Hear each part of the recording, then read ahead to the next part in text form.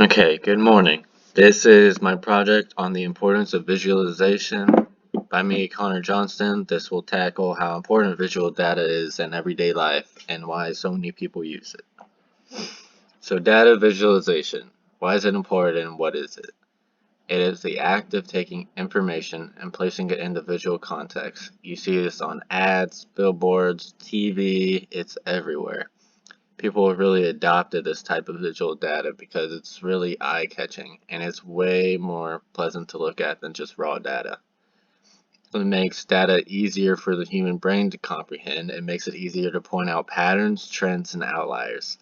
This is very important in business. It allows people to predict what's going to happen, or like right now, we're looking at the trend lines of coronavirus infected and trying to predict if there's going to be a drop off or how long we're going to be stuck in house. It's really important, especially predicting. In order for one to be effective, the data must be clear and concise.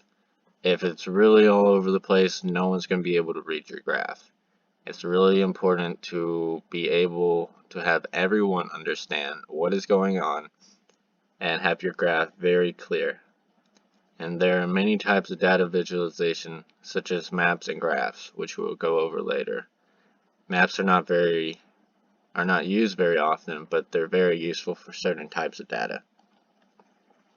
Uses of visualization scheduling. This is very important in business. It allows you to schedule projects, have them when they start and finish, how long they need to be running, everything. If you do not have this, a business is not going to run very well.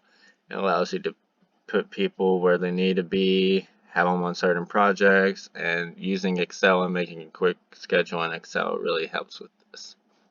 Changes over time, you're able to see the trends over a long period of time or even a short period.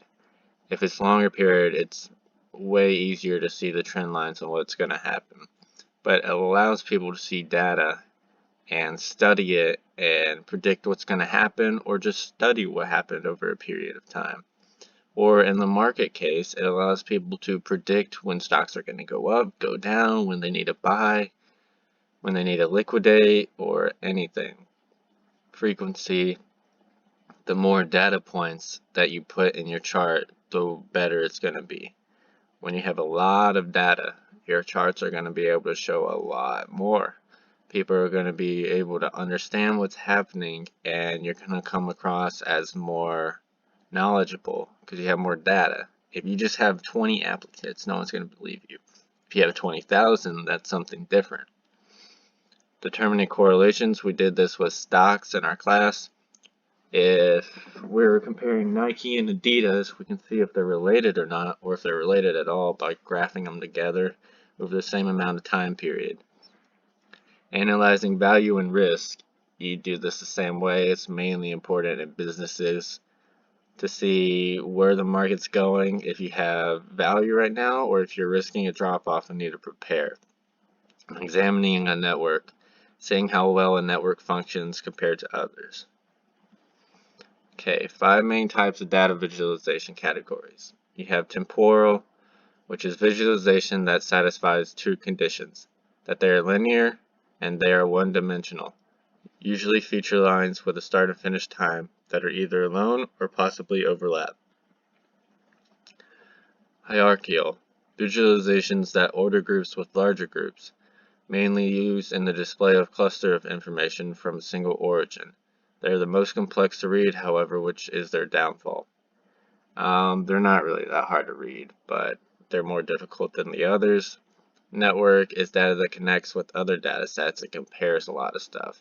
Network visualization shows how these data sets relate to one another in a network, how they function together, if they function together well at all, if they have any correlations. Multi-dimensional data it has two or more visuals and creates a 3D data visualization that can break down a lot of information. Two or more variables, it's usually plotting two against each other like a line graph. Those are very effective. And geospatial, these are rarely used, but it's used a lot with maps and especially graphing what's happening in certain areas of the world. For temporal, types of charts that go along with this. You have scatter plots, which we use a lot in class, polar area diagrams, time series sequences, and line graphs.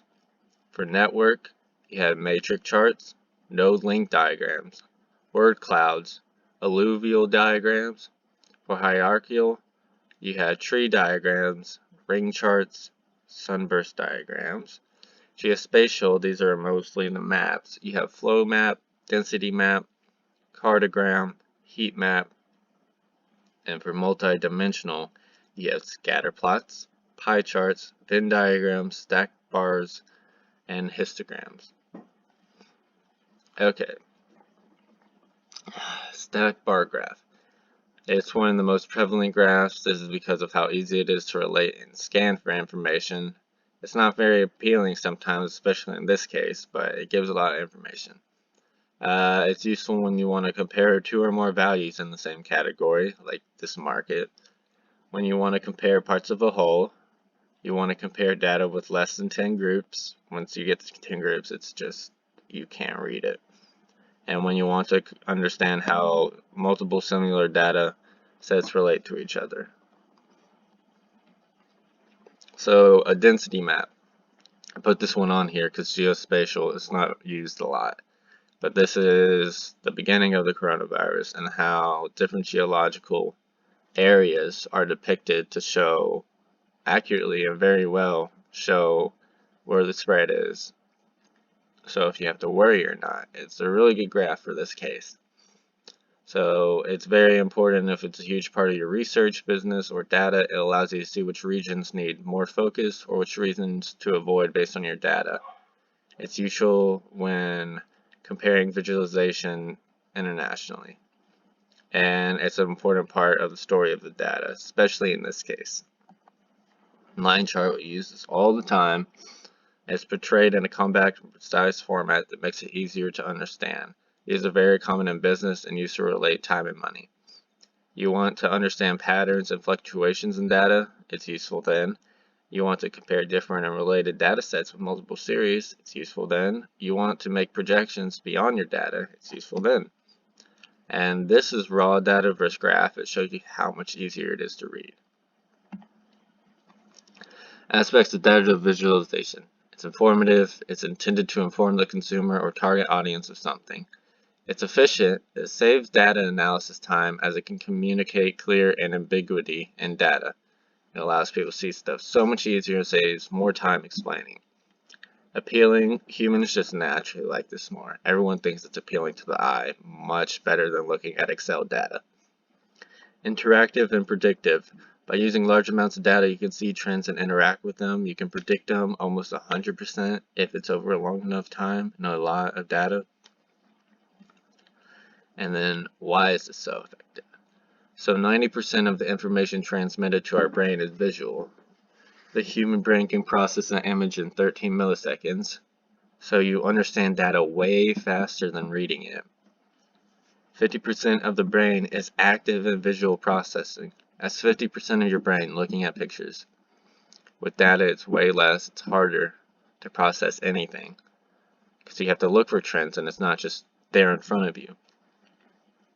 And human brains process visuals 60,000 times faster than they do text. That's the main reason.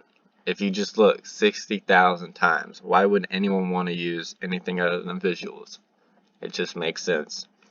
93% of communication is nonverbal. Look at ads, look at TV. There's words in it, but most of it's visual. And we are exposed to 5 times more information today than we were back then, 1986, which is people realizing and technology advancing to see what we like to see. And it's effective. High quality infographics are 30 times more likely to read than plain text.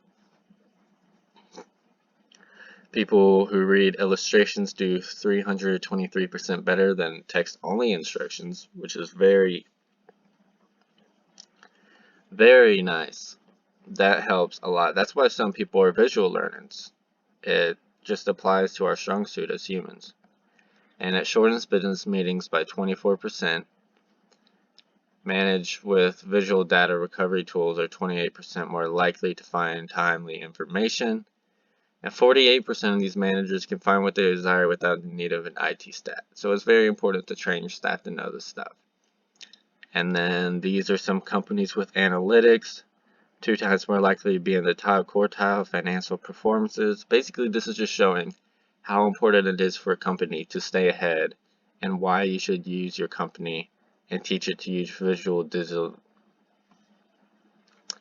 why you should teach it to use data visualization. And this is the end of my slide. I hope this is good. I believe it is. I worked hard on it. And everything in here is accurate. Here are the links to search for my research I did and added into the graph. Thank you very much, and have a good day.